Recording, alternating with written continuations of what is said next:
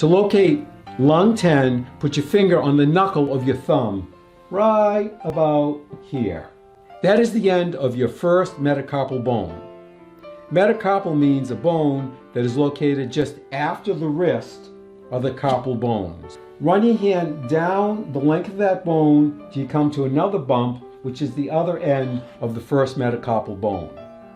Now find the point that is midway between the two.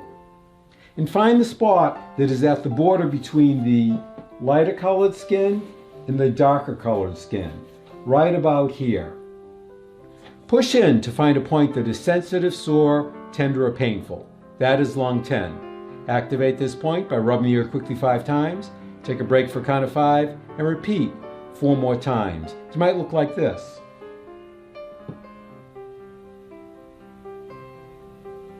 Or if you have a Tay shin, it might look like this.